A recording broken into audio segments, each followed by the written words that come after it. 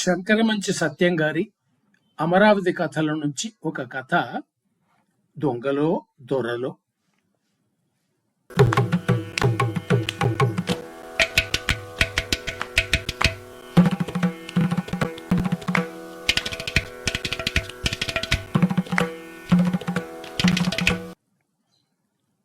ఊరికి అల్లంత దూరాన రంగడు అమరయ్య పొలానికి గొర్రెపెంట పెడుతున్నాడు.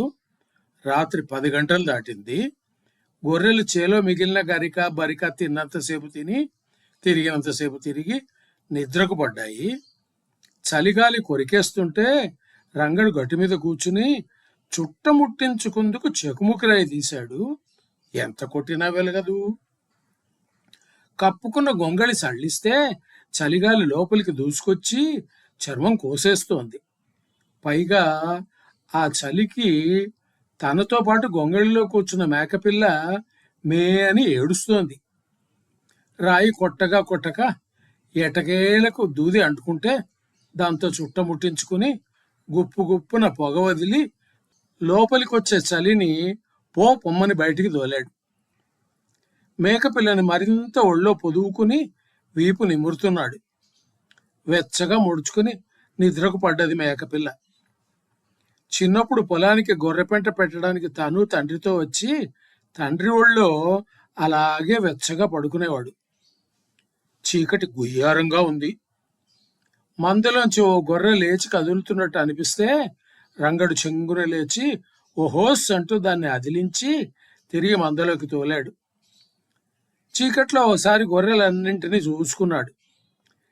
ఎంత చీకటైనా తన గొర్రెలు తనకి తినవ్వా.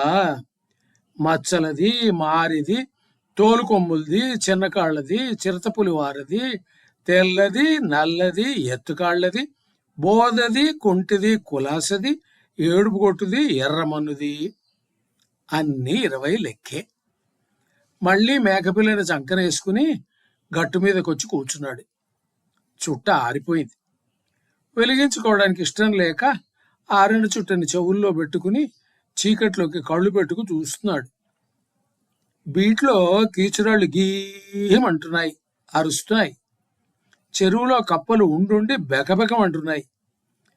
పెద్దింటమ్మ గుడి మీద నుంచి గుడ్లకు భయంకరంగా అరుస్తూ ఏటో వెళ్ళిపోయింది. రంగడికి నిద్రమత్తు లాంటిది వచ్చింది. అంతలో డొంకలో మోతకి ఠక్కున మెలకువ వచ్చింది. చెవులు రిక్కించి విన్నాడు రంగడు. మనుషులు నడుస్తున్న చప్పుడు.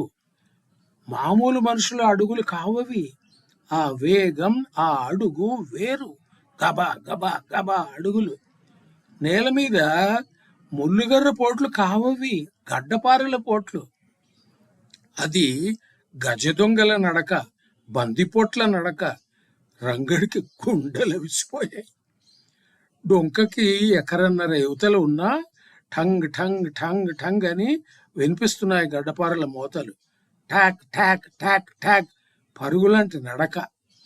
చీకట్లో డొంకకి దూరాన ఉన్నాడు కాబట్టి తనకి తన మందకి ఏం పర్వాలేదు అని స్థిమితపడ్డాడు. కానీ మరుక్షణంలో వీళ్ళు ఊరు దోచేస్తే అని భయం వేసింది. ఏం చేయాలో తెలిసింది కాదు. తెలిసి తన కళ్ళ ముందు ఇంత ఘోరం జరుగుతుంటే చేతులు ముడుచుకు కూర్చోబుద్ధి కాలేదు. చెంగున లేచాడు. గొంగళి మేకపిల్లకు గప్పాడు. చలంత ఏమైందో తెలియదు. తక్కుతూ తారుతూ పొలంలోంచి బయటకొచ్చి అడ్డదో ఉన్న కృష్ణ ఒడ్డు నుంచి పరుగులు అంకించుకుని రొప్పుకుంటూ అమరయ్య ఇంటికి వచ్చాడు. గారు, దొంగలు డొంకలోంచి వస్తున్నారు, నే చూశాను ఆయాసంతో అన్నాడు. అమరయ్య తొణకలేదు, బెణకలేదు. మంచం మించి లేచి కూర్చుని చుట్ట కాల్చుకుని ఆయాసపడుతున్న రంగడిని చూసి మంచినీళ్లు తాగు అని చెంబు చూపించాడు. రంగడు చెంబు చెయ్యికి అడ్డం పెట్టుకుని నీళ్లు తాగాడు. కానీ దడ తగ్గలేదు.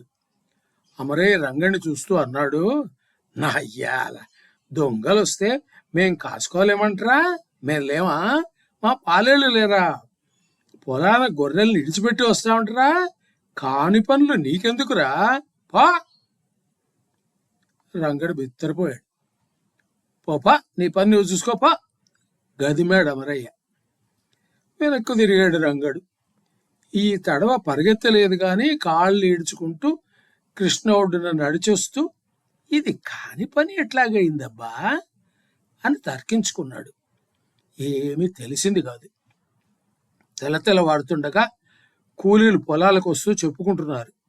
రాత్రి శెట్టి ఇంటికి కన్నాలేసి దొంగలు చొరబడ్డారని, శెట్టి మెలకుతో ఉన్నాడు కాబట్టి సరిపోయిందని, శెట్టి పెళ్ళాం మెళ్ళో నాంతాడు తెంచుకుపోయారని.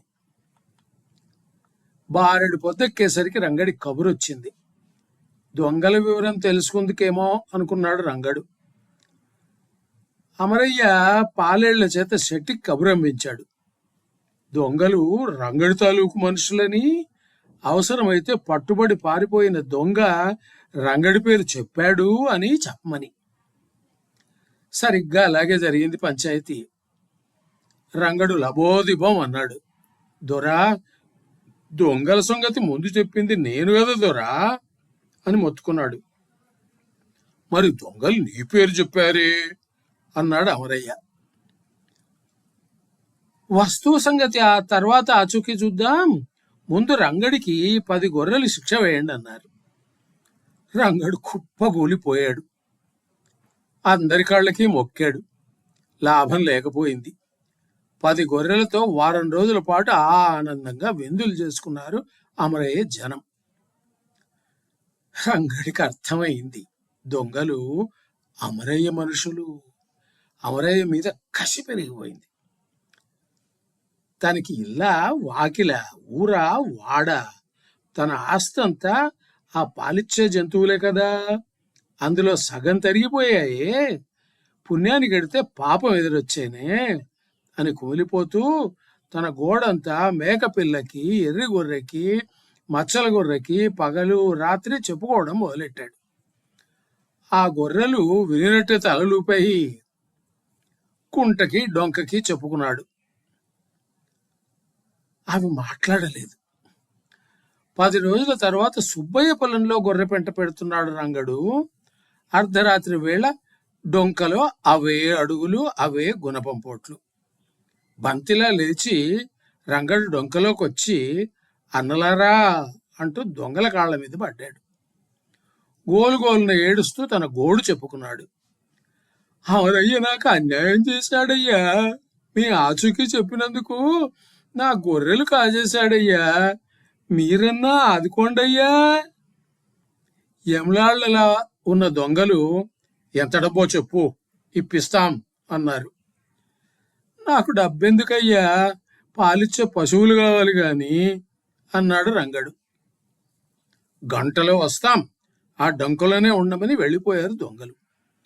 గంట తిరిగేసరికి దొంగలు అమరయ్య పాడియావు లేగదుడితో వచ్చి రంగడికి అప్పజెప్పి వాళ్ళ దారిన వాళ్ళు వెళ్ళిపోయారు. రంగడికి ఏం చేయాలో తెలియలేదు. పాపమో పుణ్యమో తెలియడం లేదు. న్యాయమో అన్యాయమో తెలియడం లేదు. చేతికొచ్చిన పాడావును ఉంచుకోవాలో వదలాలో తెలియలేదు. ఎవరు ఆదుకుంటున్నారో ఎవరు అన్యాయం చేస్తున్నారో తెలియక తబ్బిపోయినాడు. పాలిచ్చే పశువు తన ప్రాణం అంతే. పొలంలోని గొర్రెల్ని డొంకకి మళ్లించాడు రంగడు. నిమిషాల మీద పొలిమేర దాటించాడు. పొద్దు 2 బారెలకు వచ్చేసరికి అమరావతికి 6 ఊళ్ళ అవతలికి పాడి ఆవుతో సహా వెళ్ళిపోయాడు.